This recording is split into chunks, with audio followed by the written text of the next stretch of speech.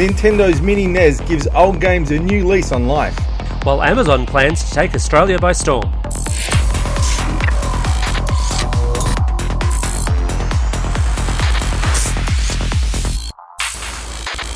Vertical Hold is proudly brought to you by Alcatel. Welcome to Vertical Hold, the tech show where we channel surf through the headlines in search of the big picture.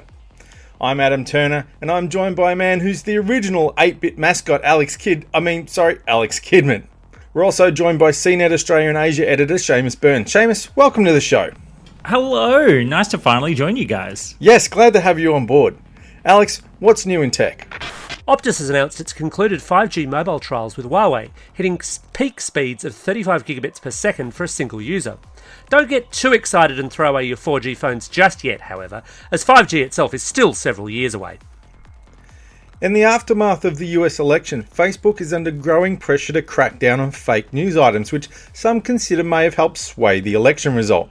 Facebook head honcho Mark Zuckerberg initially dismissed claims that Facebook news items could have any influence over voters, but it's since emerged that there's been a significant internal push in some quarters to lift the social giant in media standards when it comes to trending news. It must be the festive season or something. If only I had a smartwatch to tell me. Asus and Samsung are going head-to-head with smartwatch launches in Australia, with the $599 Gear S3 available from the 18th of November and the $449 Asus ZenWatch 3 available a week later. Both promise new features including GPS and waterproofing on the Gear S3 and triple dials and a faster processor on the ZenWatch. But, as has been the case for some time, the single best reason to own a smartwatch remains the notifications. The number of Australians regularly blowing their mobile data limit has doubled in the last 12 months, according to finder.com.au stats, with Gen Y users most likely to exceed their monthly limit, even though they're the ones most likely to look for a free Wi-Fi when they're out and about. Australians have handed over an estimated $146 million in excess mobile data fees in the last 12 months. So Adam, is Facebook News a, hive of scum and villainy, or 100% trustworthy, genuinely legit, can trust everything? Well, pretty much the first one, like all social media and basically the world in general. People get upset that things on Facebook The internet lies to me? Yes, Since exactly. when? People get upset that things on Facebook aren't true. I mean, that's what Facebook is all about. I think that they have a certain responsibility, but it only goes so far. Google's a good example that they've actually they're trying to reward news sites that check their facts. I don't know if Facebook's going to go down that path, but even then, the idea of fact checking is considered to be controversial because some people see that as a form of political attack because people who tell lies don't like being called liars. Strangely enough, Seamus, what do you reckon about this? Should Facebook be cracking down on news that may not quite be so true? Yeah, look, I really do, and based on the idea that if it's the weird thing in the reporting about this seems to be that they've been quite worried about stepping in because it seems to unfairly target conservative news, but I think it is fundamentally not news if it is entirely made up. So anything that I've been hearing sort of weird things about new websites that are entirely based on manufacturing fake news for kind of political shock value and, just that classic, I guess, sharing based on people getting really angry and annoyed and probably not even reading the story. They're just seeing a headline and a picture and then they're hitting the share button to go, see, I told you. And that to me is really, it is something that there is a responsibility there for. Just to try to help people know that what they're seeing is legit or not. They created a satire tag. I think in a similar vein they should be understanding that that there is a responsibility to make sure people actually know that what they're seeing isn't necessarily true. Are we talking here promoted content, though, or are we talking the stuff that people share amongst themselves? Because if it's the latter, I think Facebook has this big problem where it can so often become an echo chamber. Because you tend to have friends who tend broadly to have the same political views, whatever they may be, to you.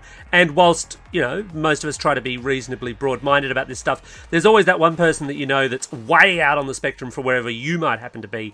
And eventually you grow tired of them and ignore them. But then the whole thing does become this echo chamber of things being shared. Whereas promoted, obviously, Facebook's got a direct financial impetus into.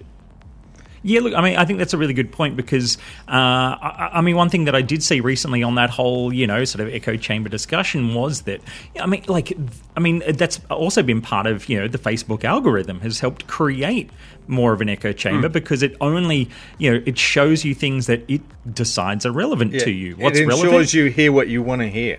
Yeah, I mean, relevance is based on what have you commented on, what have you shared, what have you engaged with in some way, and of course that just then snowballs around the kinds of things you already think that you like. But I think it was a Cracked article pointed out that that the only things that ever penetrate that sort of echo chamber are the most kind of vile and over the top angles on, because then of course it's somebody sharing, oh my god, did you see this crazy thing that such and such said, and we're not actually kind of seeing that cross-pollination of the far more sort of just mid-tier, quite reasonable arguments back and forth. Look, I just think in the long term, I think there is absolutely going to be some looking back here and seeing that, the internet isn't doing what we hoped it was going to do, people. It's siloing us. It's not bringing us together.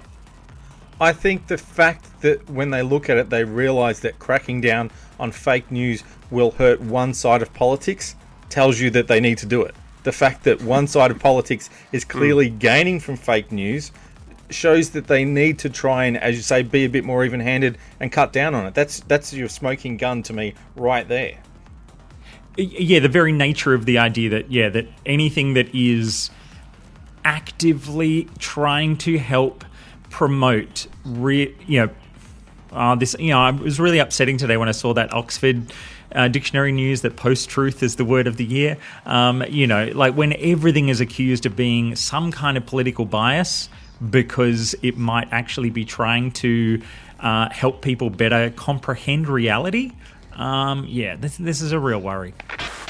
So, Adam, the Mini Nintendo Entertainment System, what I would argue the biggest console launch of the year, and certainly the one where more people seem to have been wanting one of these and far, far fewer seem to have got them, has come and gone. And if you're very, very lucky, you're sitting in front of a tiny imitation Nintendo Entertainment System, but an awful lot of people are disappointed. But I suppose we should explain what it is first, shouldn't we? Yeah, basically, way back in the olden days, 30 years ago. Back when it was all trees around here. Yes, as far as I remember, it was trees as far as you could see. Some of the early, the NES was one of the early game consoles. I won't say the earliest because I don't want to get in those kind of arguments, but very early. It was 8-bit. It had your blocky little graphics. It was amazing for what it was at the time. It took cartridges. It had handheld controllers.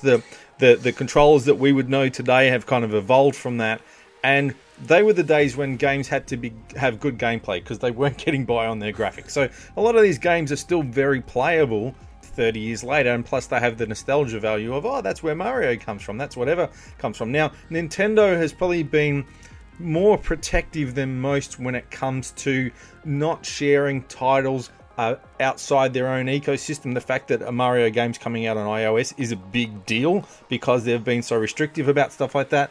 There are lots of ways to break the rules by setting up emulators and then downloading the games and playing them on a Raspberry Pi or whatever. But for Nintendo to come out and actually say, we see there is a demand for this and we're going to build it, and not just that, but we're going to put 30 damn games on it and give it to you for $100, that's an amazingly good deal.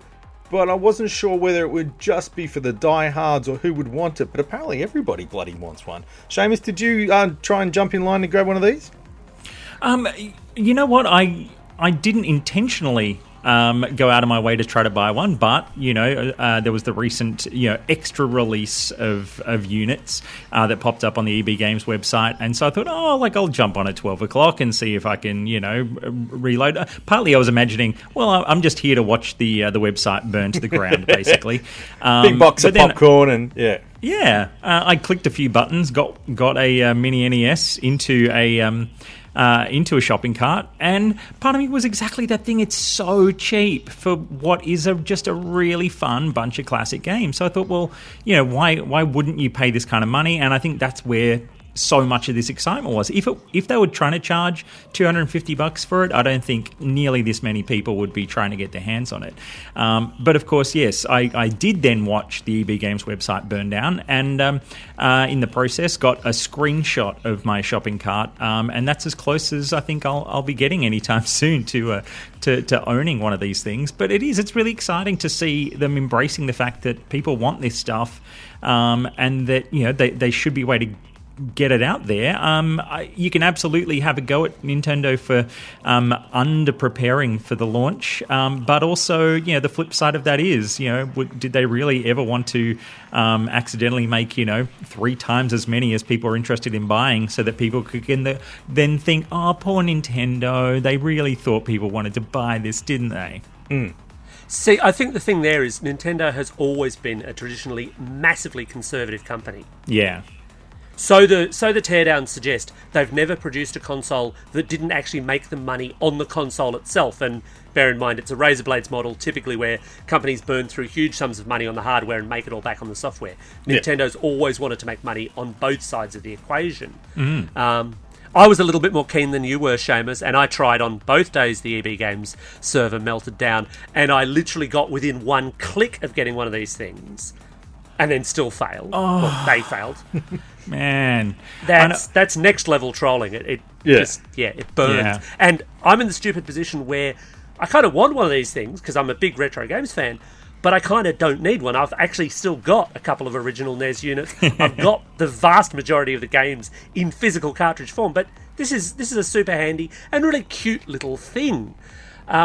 Albeit that, everything that people are saying about it seems to indicate that there's a few design miscues. The controller cables are apparently really short, and it's almost as hard to actually get a second controller for this thing, because some of the games are 2-player, as it is the consoles themselves.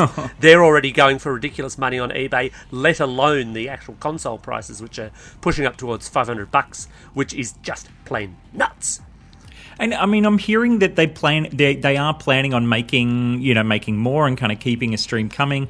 But there is a lot to be said for the fact of how perfectly timed this is for sort of Christmas season shopping, and that the promise of that we'll make some more in January just doesn't cut it for when people want to give these things to people. Yeah. I thought that they've obviously tried very hard to be faithful to the original concept, but for going the wireless controllers is perhaps a bit of a mistake. And as you say, the cables are too short because televisions have got bigger and people tend to sit far away. And the 3 of us are of the age where we remember sitting around the television with 3 or 4 people and cables going everywhere playing consoles in the pre-wireless controller day. These days, you're describing my living room. Yes, basically. But these days, bigger televisions, people being further apart, people putting their couches further from the television because they know they don't have to worry about things like cables.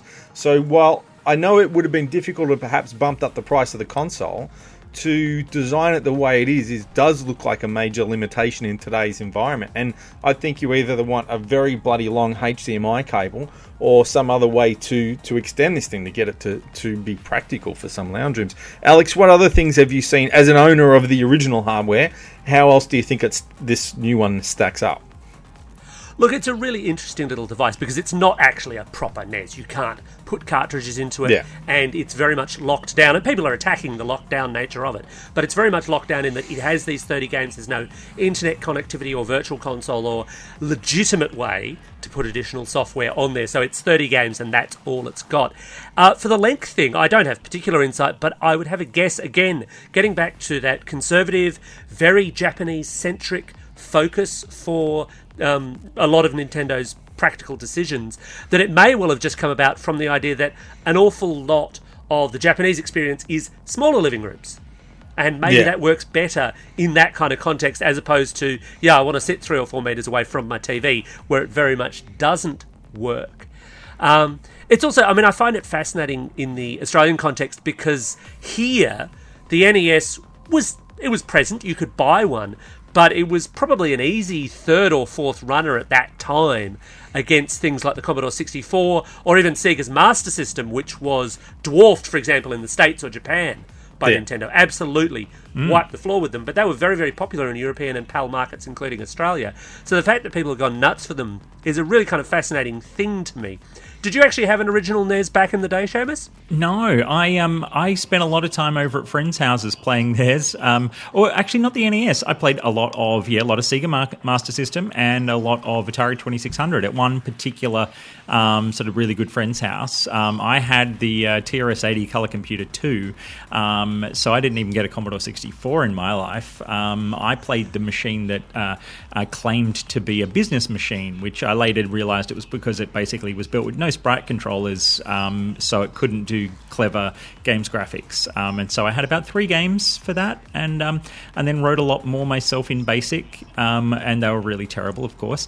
But yeah, look, I still love playing the old stuff, and I'm always fascinated watching my kids playing old stuff, because I think there is so much about the way the sounds are created, the sort of real kind of anthem kind of vibes to the sounds and the sort of the movement and things that seems to really capture their attention, even when they're so used to kind of modern games as well. They absolutely have an affection for those kinds of classic styles of games as well. It's not just, I think, a retro nostalgia, but there's absolutely a certain quality to some of these old games that I think even kids now can really get into.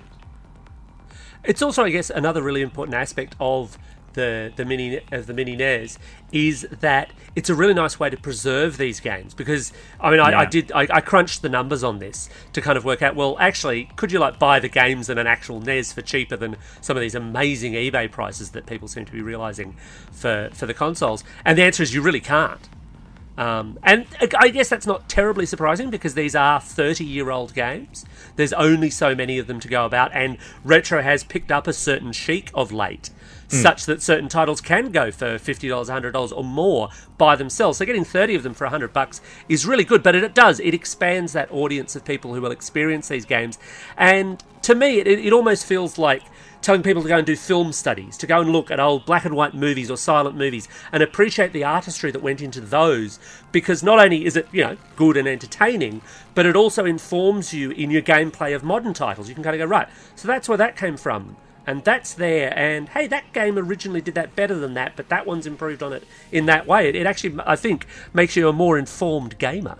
Yeah, that's an awesome point, because exactly that I think over the long term, games have the biggest problems when it comes to that sort of preservation and access kind of quality that it is. It's just hard to get old hardware out and play things the way they're originally created. And so having more of these sort of virtual systems and emulation systems available so that people can go back and experience old things. A lot of stuff is going to disappear through the cracks, of course, but being able to go back easily for people to look at the history of games is going to be really, really important over the long run. So, Alex, we're talking about, subpar online shopping experiences here for people who, after the mini NES, the king of online shopping, Amazon. We talked last week about the unlimited Kindle books coming to Australia, but they've got bigger plans for Australia, haven't they? Well, probably. Look, this is all still at the rumour stage, and we did touch on this last week, and I would certainly encourage anyone listening to go back and listen to last week's show as well, but that small blatant plug aside, the current rumours suggest that Amazon wants to launch its full shopping service, which it has not done to date. To date, you go to amazon.com.au and it basically sells you Kindle books, or it'll sell you a Kindle, but that's shipped from the States, or it'll push you towards whoever their retail partner happens to be at the moment. I believe it's JB Hi-Fi now. Used to be Dick Smith back when Dick Smith was a thing. Yeah. Instead, the rumour suggests that they want to launch by about September next year a full Amazon service offering. And if you look at Amazon.com, they sell everything. They sell garden rakes, they sell nappies, they sell food, they obviously sell books and CDs and games and everything else in between. They are the retail giant in the States. And the theory is that they want to come in here. And, I mean, if you look at the EB Games example, it's kind of not hard to see how they could potentially really eat everyone's lunch, because the Australian online shopping experience really isn't very good. Yeah. Seamus, what do you reckon? Could the Amazon model work here? Absolutely. I completely think at some point they're going to do this. I feel like I've seen this rumor so many times over the last 6 years or so that I'm like, there's no question that the rumor is going to be correct at some stage.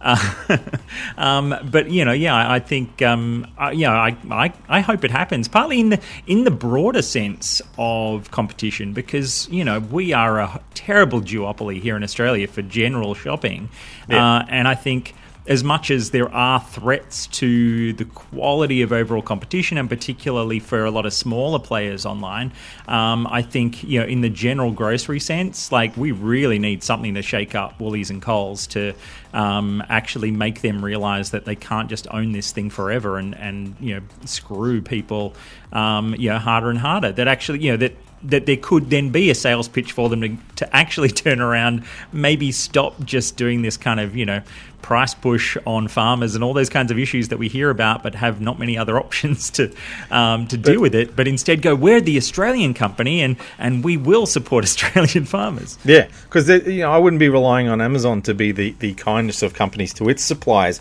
You hear the stories about how it treats the people who work for it. So it's not like they're coming in to save the day. But fresh is a big deal. Fresh is a lot harder than we're just going to ship people wireless keyboards. Trying to do fresh food, you've got your delivery, distribution, the whole thing. That's a big challenge, and I would wonder. I think they'd have to be really bloody confident of the market and their abilities to jump in with that first. I would have thought they would work towards that, but maybe they see that that's the opportunity, because, as you say, we've got two big providers that we're ripe to be disrupted, I guess.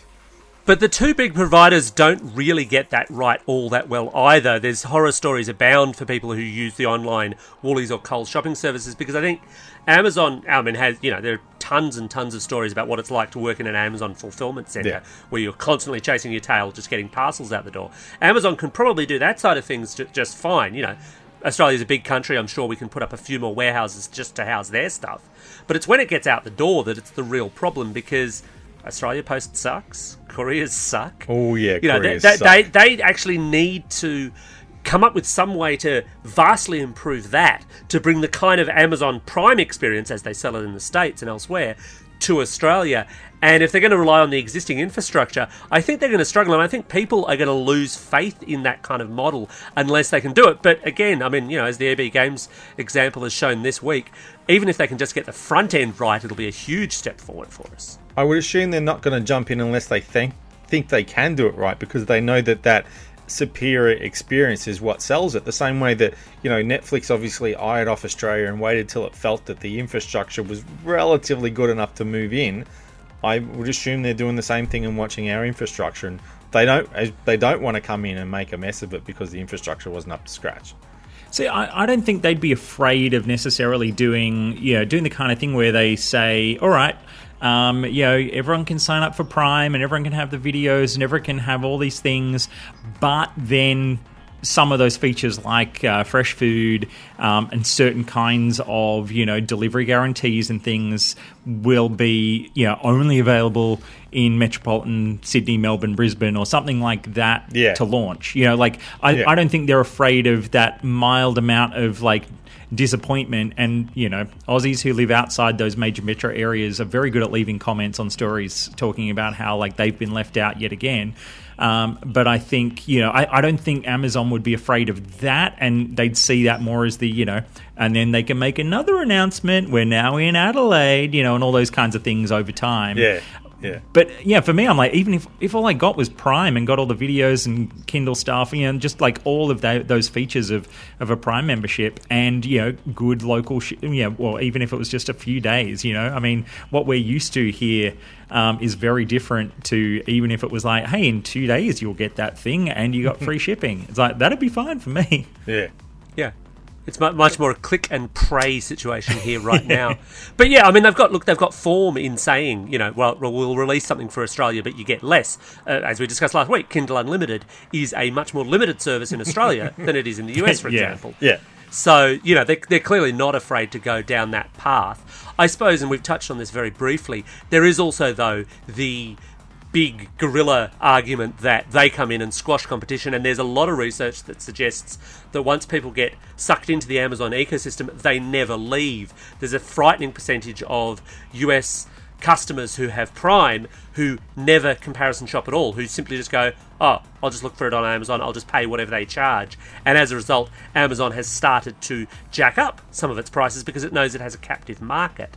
Yeah. Obviously, if it disrupts a bit too much, that could be a bit of a problem for Australians.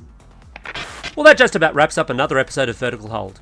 Remember, if you've got any comments, hit us up in the comments section on YouTube, via Twitter, or the Facebook Vertical Hold page. Seamus, thanks for joining us. Yeah, thanks for having me. Thanks for listening, and remember, if you like what you hear, hit that subscribe button.